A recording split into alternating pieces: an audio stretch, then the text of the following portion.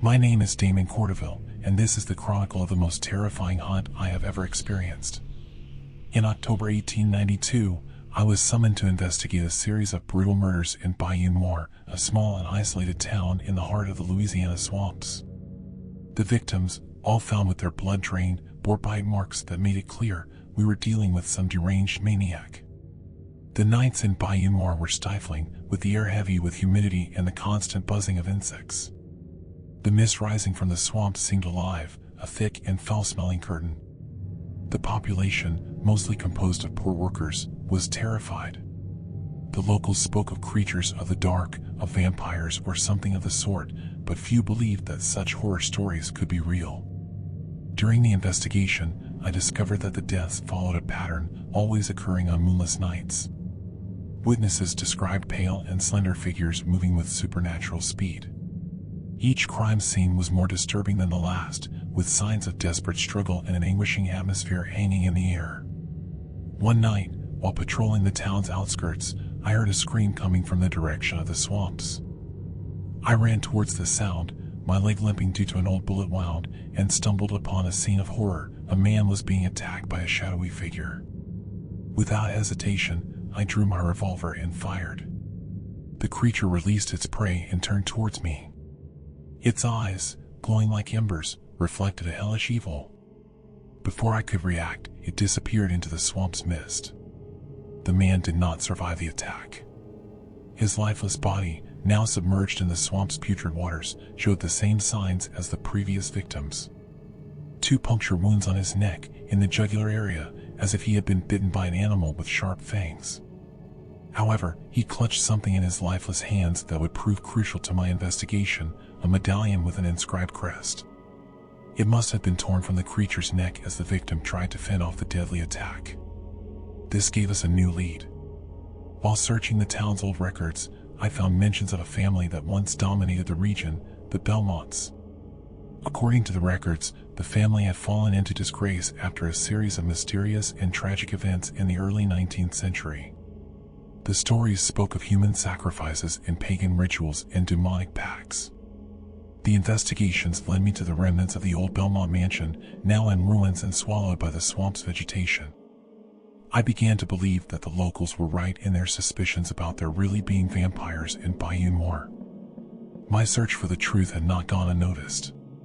The leader of the vampires, upon learning of my investigation, ordered an attack on my house.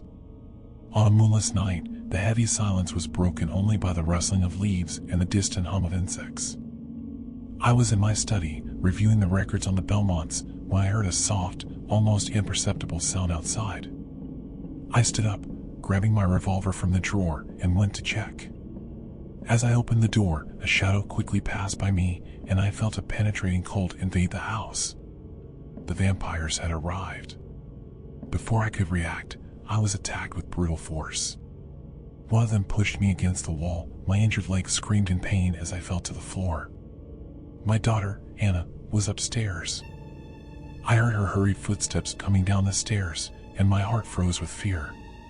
"Papa," she screamed. "Anna, no! Stay where you are," I shouted, struggling against the vampire holding me. But it was too late. Another vampire appeared behind her, its eyes shining with an insatiable thirst for blood. She tried to run, but the creature grabbed her, her screams echoing through the house as she fought desperately. In a burst of strength, I managed to free myself from the vampire holding me and fired my revolver, hitting it in the chest. But it was futile. It only recoiled momentarily, the wound closing almost instantly. I ran towards Anna, but I was again restrained, now by 2 vampires. They were too strong, their arms like steel as they held me. I was taken to the basement, where other vampires awaited.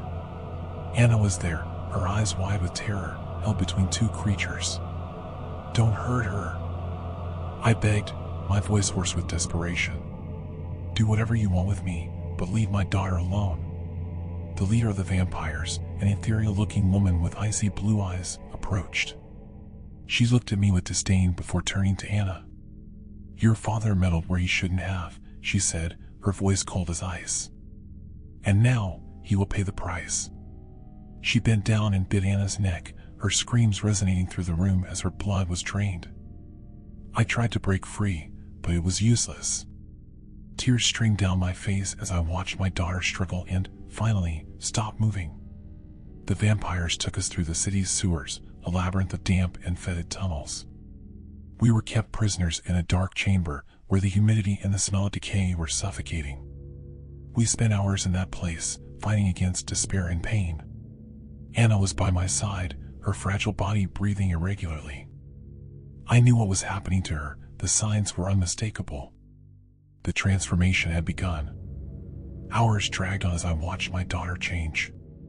Her pale skin became even more translucent, and her eyes acquired a supernatural glow. She moaned in pain, her body convulsing as the vampire venom coursed through her veins. I was powerless, forced to watch as my daughter became a creature of the dark. "Papa," she whispered, her voice weak and filled with fear. "What's happening to me?" "Anna," I replied, my heart breaking. "You're changing. But I am here with you, always."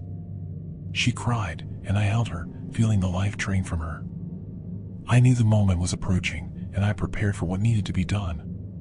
The pain in my heart was unbearable, but there was no other choice.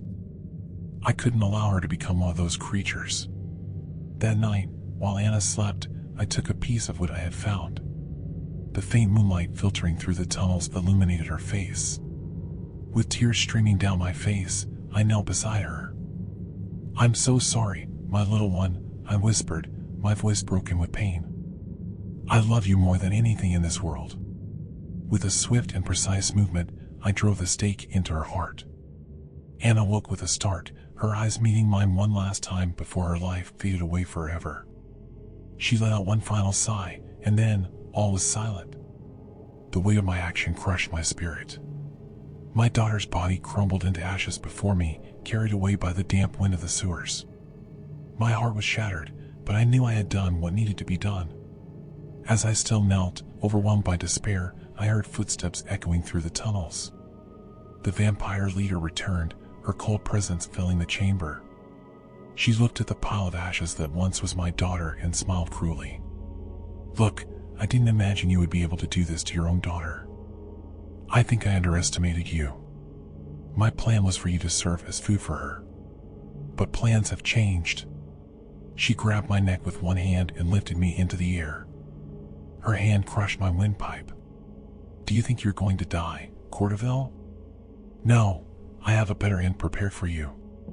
As she finished her sentence, she sank her teeth into my jugular. A sharp pain coursed through my body as I felt my blood being drained.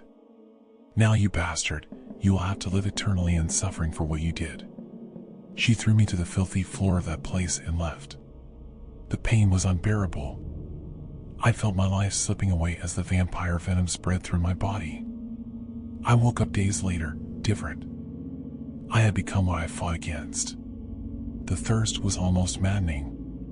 After days of torment in the sewers, feeding on the blood of rodents, I found a passage that led me back to the surface. Weak and debilitated, I crawled to my house, now an empty and somber place marked by tragedy. It was there that I planned my revenge.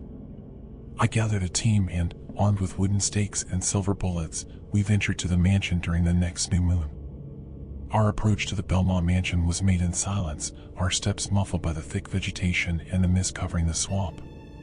The building was in ruins, with ivy-covered walls and a roof collapsed in several parts.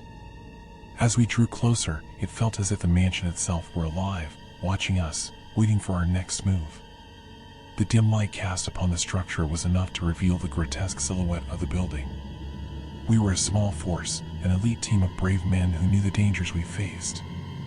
We carried wooden stakes, silver bullets, and vials of holy water, aware that each tool could be the difference between life and death.